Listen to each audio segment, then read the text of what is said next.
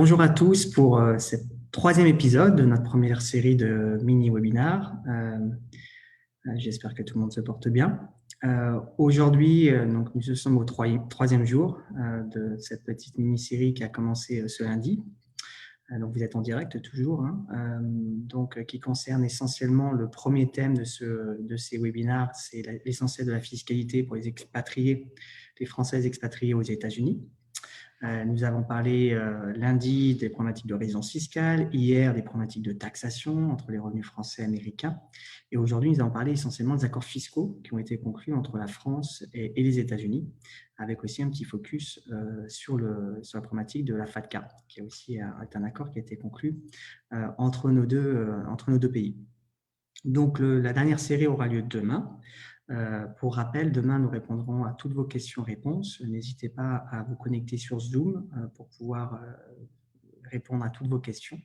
On a déjà un certain nombre une liste de questions déjà pour demain, mais n'hésitez pas à vous inscrire sur Zoom pour répondre à toutes les questions et parler de fiscalité franco-américaine avec certaines problématiques que vous avez ou certaines questions, interrogations suite au webinaire que nous avions fait. Encore une fois, le but, c'est d'être généraliste, de ne pas rentrer trop dans les détails, mais après, bien évidemment, on répondra à vos questions, sachant que le but, c'est de donner les grands principes généraux pour éviter de tomber dans certains pièges. Donc, commençons donc par les accords fiscaux qui ont été conclus entre nos deux pays, entre la France et les États-Unis. Olivier Sureau, toujours cofondateur du cabinet Jade et expert comptable français et CPA américain. Toujours le petit nota bene, sachez que les règles fiscales évoluent en permanence, souvent, même si les conventions fiscales, ça prend toujours un peu plus de temps, donc ça ne devrait pas trop bouger normalement, mais faites toujours attention aux évolutions fiscales qu'il y a, puisque ça change toujours beaucoup et encore plus ces dernières années. Donc, deux grands focus aujourd'hui, les grands accords fiscaux qui ont été conclus entre nos deux pays et, encore une fois, un petit focus sur la loi FATCA dont nous allons parler. Donc, tout d'abord, on va parler des conventions fiscales. Il faut savoir qu'aujourd'hui, il y a, je dirais, 3 conventions fiscales, et même, j'aurais tendance à dire 4 accords, qui ont été conclus entre la France et les États-Unis et qui ont un impact sur la fiscalité. Le premier accord est l'accord le plus connu, et la convention fiscale qui a été conclue entre la France et les États-Unis en 1994. Elle a été amendée à plusieurs reprises. Et le dernier amendement date de 2009 et il concernait notamment la taxation des retraites franco-américaines et donc avec l'application de la fiscalité entre la France et les États-Unis.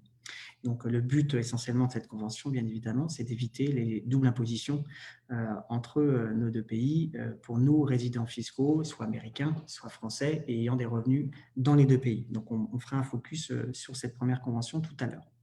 Deuxième convention fiscale qui a été conclue, elle, en 1978, elle concerne les successions et donations. Il faut savoir qu'on a une très très bonne convention fiscale qui a été conclue entre la France et les États-Unis, qui est vraiment très avantageuse pour nous Français et qui nous donne droit à un certain nombre d'abattements en tant que Français sur le patrimoine de succession que l'on possède et donc sur la taxation de cette succession en France ou aux États-Unis en fonction de notre lieu de résidence au moment de la donation ou de la succession. Il faut savoir qu'il y a, à ma connaissance, que 16 pays qui ont conclu une convention, un accord sur les successions et donations avec les États-Unis. Donc, la France en fait partie. Il n'y a pas tant de pays européens que ça qui en ont conclu. Donc, c'est un réel avantage que nous avons aujourd'hui. Il faut bien connaître cette convention parce qu'elle est souvent méconnue, notamment quand certains Français ont des biens mobiliers ici qui sont non résidents fiscaux américains. Ils pensent souvent qu'ils n'ont pas le droit à beaucoup d'abattements, alors qu'en fait, grâce à cette convention, nous avons droit à un certain nombre d'abattements fiscaux en cas de décès. Troisième accord qui a été conclu est l'accord de sécurité sociale, ce qu'on appelle ici aux États-Unis le Totalization Agreement. Celui-ci a été signé en 1987.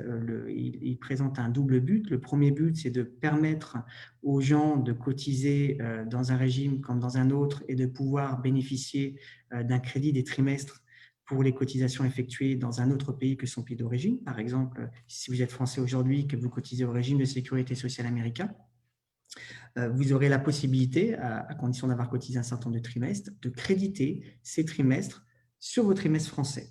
Ce ne sera pas l'argent, entre guillemets, qui sera crédité, mais ce seront les trimestres. Donc, ça vous permettra d'avoir droit à vos retraites françaises dans les délais impartis sans être pénalisé pour les trimestres que vous avez travaillé aux États-Unis. Donc ça, c'est ce premier but. Et le deuxième but aussi, il régit le régime social des travailleurs, souvent des gens qui sont envoyés soit sous un régime détaché ou expatrié, mais sous un régime détaché, de permettre à ces gens, pendant un certain nombre d'années, de continuer à cotiser au régime social français, tout en étant résident fiscal américain, et sans devoir cotiser aux États-Unis, même si on travaille aux États-Unis. Donc ça, c'est un petit peu le double but de cet accord, qui est un accord qui est assez intéressant également et qu'il faut bien connaître. Maintenant, je dis souvent, j'ai tendance souvent à dire qu'on a 4 accords, parce qu'on a aussi l'accord FATCA, et ça, on va en parler en détail, qui a été conclu également entre la France et les États-Unis en 2015. En 2013, pardon. Donc, tout d'abord, on va parler de l'accord fiscal qui concerne l'impôt sur le revenu qui a été conclu donc, entre la France et les États-Unis. Donc, on va se poser dans 2 scénarios possibles. Premier scénario, c'est je suis résident fiscal français et j'ai des revenus aux États-Unis. Donc, on a parlé de la fiscalité hier, comment ça marche, la fiscalité en fonction de son lieu de résidence, qu'est-ce qu'on doit déclarer. Maintenant, une fois qu'on a un impôt qui est calculé en son pays de résidence, il faut regarder comment va venir s'impacter l'impôt que j'ai payé aux États-Unis en tant que non-résident américain. Donc, premier cas de figure, je l'avais évoqué hier, on distingue 2 grandes catégories de revenus dans le cadre de la convention fiscale. Première grande catégorie de revenus, c'est tous les revenus qui ont un trait aux plus-values immobilières.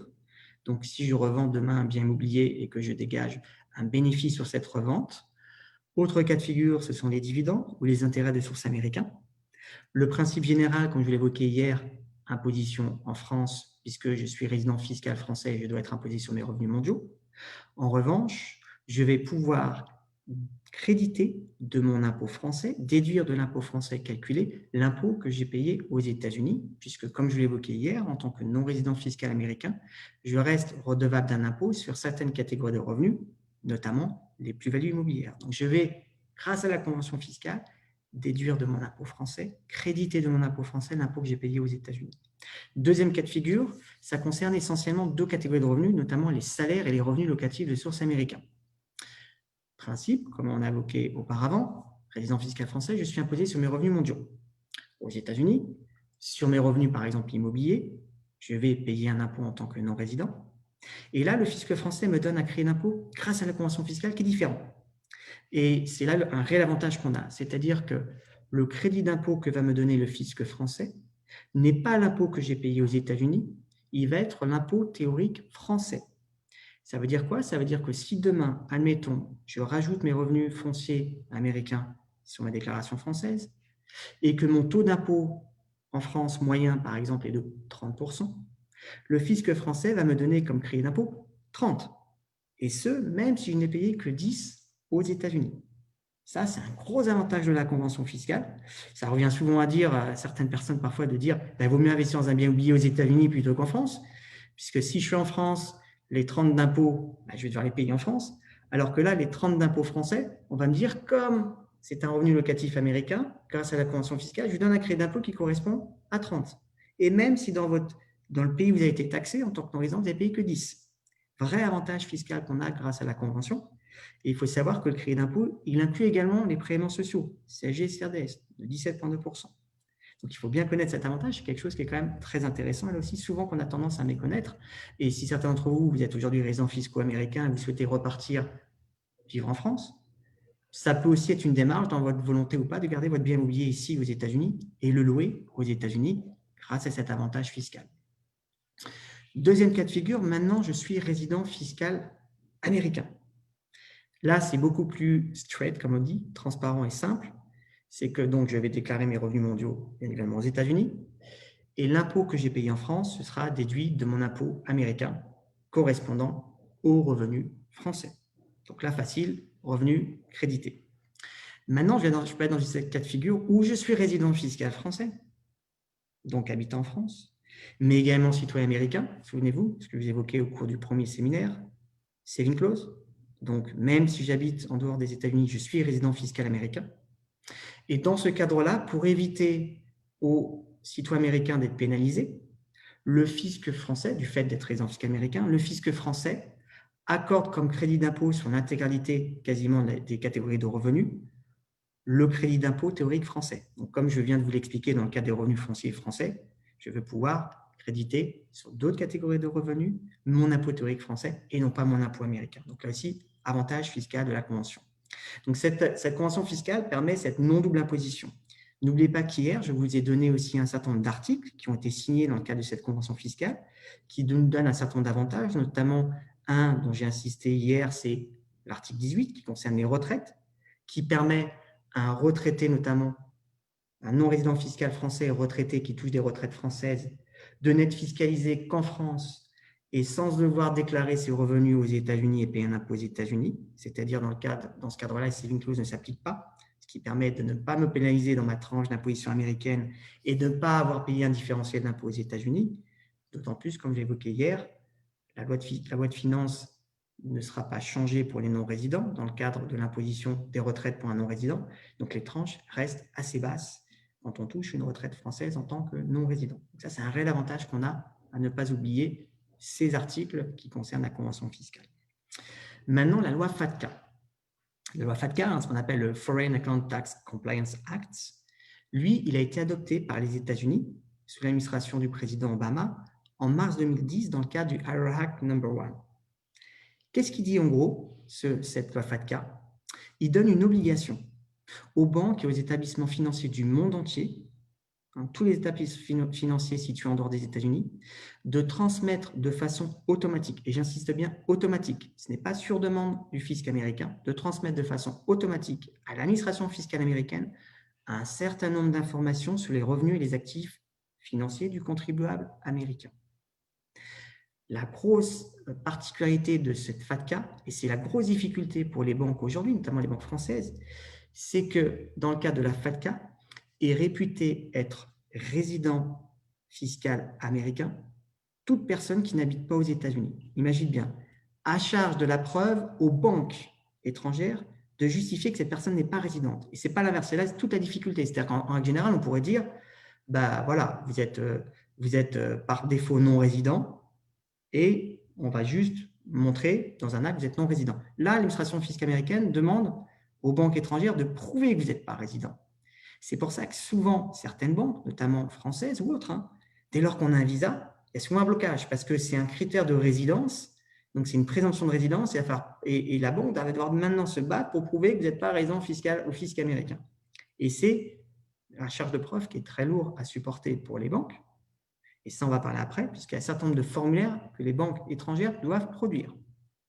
Si les banques étrangères ne respectent pas cela, toute personne présumée résident fiscaux américains devra, être assujettie à une retenue à source de 30% sur les revenus qu'il perçoit, peu importe dans chaque pays qui a signé cet accord FATCA, et surtout, il sera mis dans un panier de personnes réfractaires. Ça veut dire que ces communiqués, ces coordonnées seront communiqués au fisc américain, même s'il n'y aura pas les identifiants fiscaux, puisqu'en fait, forcément, peut-être qu'on ne les connaîtra pas, la banque ne les connaîtra pas, mais attention. Donc, il faut être très prudent. Sachez que la loi FATCA, aujourd'hui, à ce jour, on a 113 pays qui l'ont signée. La Suisse, le Luxembourg, Panama, plein de pays où beaucoup de gens avaient tendance à dire « bon, je serai toujours tranquille, je mets de l'argent là-dedans ». Non, non, non, ça c'est fini. J'insiste, c'est de façon automatique.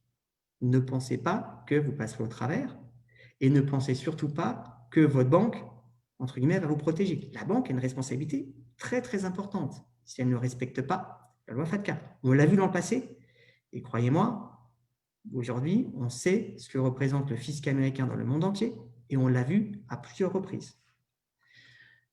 Concernant la France, l'accord FATCA, donc chaque pays en fait a négocié avec les États-Unis pour signer l'accord FATCA. Donc il y a eu 113 pays et dans le cas de la France, l'accord il date du 14 novembre 2013. Il a été mis en application au mois de janvier 2015 avec les premiers échanges d'informations en septembre 2015. D'ailleurs, ça a mis beaucoup de temps, mais depuis quelques mois, je dirais depuis 6 mois, on le voit que l'administration américaine reçoit des banques françaises les informations. Donc, ça fonctionne bien, ça fonctionne très bien. Donc, attention, c'est un principe de réciprocité qui, en fait, ne fonctionne que dans un sens. N'oubliez pas que le but de la FATCA au départ, et c'est ce pour lequel les institutions européennes et notamment la France a signé cette convention, c'est en partant du principe qu'il y avait un accord de réciprocité, sauf que le Congrès n'a jamais adopté cet accord de réciprocité. Donc aujourd'hui, cet accord FATCA ne fonctionne que dans un sens, c'est-à-dire qu'elle oblige les banques françaises à divulguer au fisc américain les données et non pas l'inverse, même si c'est écrit un principe de réciprocité. Donc, qu'est-ce que cela dit? Cela dit que les banques françaises, dans le cadre de cet accord, ont l'obligation de transmettre de façon automatique les informations, un certain nombre de données sur les clients qu'ils ont et qui possèdent plus de 50 millions d'avoirs financiers dans leur compte. Il faut savoir que dans le cadre de la plupart des livrets, les banques françaises n'ont pas encore à ce jour l'obligation de leur envoyer ces informations. Attention, hein, ça, c'est l'obligation des banques françaises. Nous, en tant que résidents fiscaux américains, même si on a des livrets en France, dans le cadre de la FATCA qui s'applique aux personnes physiques, on doit toujours continuer à déclarer, on doit toujours déclarer ses actifs financiers et ses livrets.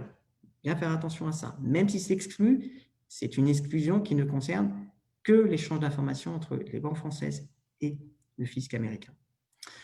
La banque française, comme l'avez vu certains d'entre vous, elle vous demande maintenant de remplir un formulaire W9 dans lequel vous allez fournir vos coordonnées personnelles, adresse, numéro de sécurité sociale. Donc, bien évidemment, c'est sur ce document-là que le fisc américain va pouvoir savoir ce que vous avez comme avoir à l'étranger de façon automatique. Les banques vous communiquent un certain nombre de données, la balance que vous avez au 31 décembre, les intérêts, les revenus, les dividendes. Et donc, qu'est-ce qui va se passer? Le fisc américain, quand il va recevoir ces données, il va faire une recoller avec votre déclaration fiscale que vous avez déposée, et c'est là où vous allez recevoir des lettres qui feront état de différentiels si des comptes n'ont pas été déclarés. Donc, comme j'évoquais, les premières transactions ont commencé au 30 septembre 2015. Ça, c'était la loi FATCA pour les banques. Qu'est-ce que la loi FATCA pour nous en tant que particuliers, en tant que personnes physiques? Donc déjà, celle-ci, elle s'applique depuis bien avant, dans ce cadre-là. Ça fait déjà depuis 2011 que la loi FATCA s'applique pour les résidents fiscaux américains, personnes physiques. Et qu'est-ce qu'elle dit, cette loi FATCA? Elle oblige aux résidents fiscaux américains de déclarer l'intégralité de leur actif financier sous forme individuelle, donc chaque actif par actif. J'ai un portefeuille de placement, j'ai un compte en banque, donc actif par actif, dès lors que, en général, cette balance est supérieure à 100 000 $ pour un couple marié ou 50 000 $ pour un célibataire. Après, il y a des balances maximales aussi à l'intérieur de cela. C'est-à-dire que si vous avez une balance maximale à tout moment qui est supérieure à 75 000 et 150 000, mais ce qu'il faut retenir, c'est surtout ces 100 000 $ et 50 000 $. Et dans le compte financier, on inclut les comptes bancaires. Les prêts, je peux demain avoir prêté à mes parents en France. C'est un actif financier. Dans le cadre de la FATCA, il faut que je déclare. Les plans d'épargne d'entreprise, on a toujours tendance à l'oublier. Les participations à la société, des comptes courants. Les plans de retraite font partie de la loi FATCA. Il faut déclarer les plans de retraite. Même si aujourd'hui, je ne touche pas d'argent, c'est un actif. Je dois déclarer ces actifs financiers. Les assurances vie, attention, dans le cas de la FATCA, il faut également le faire. Sachant que si on oublie un actif financier, les pénalités dans le cas de la FATCA, c'est en moyenne au moins 10 000 $ par forme. Ça, c'est ce qui était nouveau. Maintenant, ce qui a toujours existé et qui existe toujours, c'est dans le cadre de la lutte contre le blanchiment d'argent, c'est le FBAR.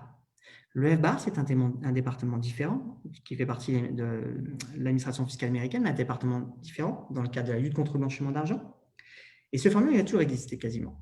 Moi, ça fait plus de 20 ans que je le fais, ça a toujours existé ce formulaire, et cette obligation a toujours existé. C'est-à-dire que quelqu'un qui a plus de 10 000 $ dans ses comptes en banque, et quand on inclut 10 000 $, c'est la balance maximale, il a l'obligation de faire ce formulaire-là, compte par compte. Exemple, j'ai 2 comptes en banque. Sur chacun des comptes en banque, en début d'année, j'ai 5 000 et sur l'autre, j'ai 6 000. Donc, vous pourriez me dire, non, sur le premier, excusez-moi, j'ai 5 000, sur le deuxième, j'ai 4 000. Vous pourriez me dire, bah non, je suis à 9 000. Non, il suffit qu'à un moment donné dans l'année, vous avez fait des virements de compte à compte. Et si on prend la balance maximale par compte, on peut se retrouver à dépasser les 10 000 $ en somme, même si ça fait des doublons, importe au fisc américain. C'est la balance maximale. Si je dépasse, je dois déclarer tous mes comptes, compte par compte. Malheureusement, même si j'ai 2 $, c'est lourd, mais il faut le faire. C'est quelque chose qui est séparé de sa déclaration fiscale, qui est envoyée au US Treasury chaque année, qui maintenant est dans les mêmes délais que sa propre déclaration fiscale, avec la possibilité d'extension, on en parlera demain. Dans ce fameux FBAR, je dois déclarer les comptes également dans lesquels je suis signataire, mais également, si demain j'ai des sociétés dans lesquelles je possède plus de 50%, on considère que ces comptes en banque m'appartiennent à moi, comme si j'en étais titulaire, pas comme si j'en étais signataire. Et attention, dans le cas des FBAR, c'est là où ça fait mal, c'est que si vous avez un contrôle et que vous avez des choses que vous n'avez pas déclarées, conséquence, ça peut aller jusqu'à 50% de la balance que vous avez omis de déclarer, sachant que normalement, tout cela est plafonné à 100% de la balance. Enfin, en gros, on vous prend tout votre argent. Donc, demain, j'oublie une assurance vie française. Je peux avoir un risque. C'est une assurance vie de 100 000 $. Si je ne l'ai pas jamais déclaré, mon exposition, c'est 100 000 $ de pénalité. Et attention, n'oubliez pas, à un moment donné ou à un autre, le fisc américain aura, dans le cadre de la FATCA, c'est là où ça se rapproche de la FATCA, aura accès à ces données et pourra regarder si vous avez également effectué, dans le cadre d'échanges de renseignements avec l'US Treasury, vos EBAR. Et attention, si on n'est pas de bonne foi, si on a non déclaré de façon intentionnelle, c'est aussi du pénal aux États-Unis. Donc, il faut faire attention, il faut être en conformité. Pour ce FBAR, c'est très important. On dit souvent, hein, c'est vrai que ça fait tendance à rire parfois, mais vous savez, on dit souvent que Al Capone, le fameux Al Capone, il n'a pas été en prison pour ses crimes physiques, il a été en prison pour ses crimes fiscaux, et notamment pour les avoirs financiers qu'il avait cachés à l'étranger, notamment dans ces cadres-là. Donc faites attention à ça, même si on est souvent de bonne foi. On est aux États-Unis, par du principe, si on oublie quelque chose, c'est comme si on avait menti. Donc il faut être prudent, il faut faire attention. Je vous donne un exemple. Si demain, dans le cadre d'une déclaration fiscale personnelle, quand on touche des intérêts financiers aux États-Unis, on a un schedule à remplir qui s'appelle le schedule B. Et dans ce schedule B, il y a une question qui est marquée: est-ce que vous avez des comptes en banque à l'étranger? Et quand on a souvent un contrôle de FBAR, c'est la première chose que le fisc américain va regarder pour voir si vous êtes de bonne foi. Parce que vous pourrez dire: mais moi, je ne savais pas, je ne connaissais pas cette règle. Et on va vous dire: mais monsieur, la personne qui signe une déclaration fiscale, c'est cette personne qui est responsable. Ce n'est pas forcément l'expert comptable. Ce n'est pas forcément celui qui signe en tant que prépareur. Vous êtes censé savoir ce qu'il y a dedans. Et il y a une question qui s'adresse à vous, qui demande: est-ce que vous avez des comptes en banque? Vous avez répondu non. Donc, vous êtes de mauvaise foi, donc vous avez caché. Il faut faire attention à ça pour bien être prudent. Et donc, par conséquent, on peut se régulariser quand même. Heureusement, il y a des procédures qui existent, des procédures qui distinguent quand même les gens qui sont de bonne foi de ceux qui ne le sont pas. Il y a une procédure qui est la plus populaire en ce moment qui s'appelle la Streamline Procedure, qui vous permet souvent de plafonner vos pénalités à 5% de la balance que vous avez omis de déclarer. C'est quand même toujours mieux que 100%. Donc, ça, c'est bien à faire. Ça va vous nécessiter de rectifier vos déclarations fiscales les 6 dernières années au niveau des comptes en banque et des 3 dernières années au niveau des déclarations d'impôt sur revenu. Si vous n'avez pas omis de déclarer des revenus, vous pouvez rentrer dans un autre type de programme, mais qui est quand même très restrictif, qui est le Delinquent Submission Procedure, qui permet de ne pas payer de pénalité, mais les critères sont très restrictifs, les critères de bonne foi. Il faut être de bonne foi à 100%. Quelqu'un qui est dans le métier de la finance, on va lui dire: vous aviez un niveau intellectuel, vous auriez dû savoir ce genre de choses. Donc, on lui refusera ce programme-là. La dernière chose, on a bien mis un no à côté, vous avez bien compris, c'est ce qu'il ne faut surtout pas faire, mais ce que beaucoup de gens font encore, c'est le pas vu, pas pris. Oh ben c'est pas grave, je n'ai jamais déclaré, je le fais à partir de maintenant, ou je fais moi-même la déclaration rectificative sans passer par un programme.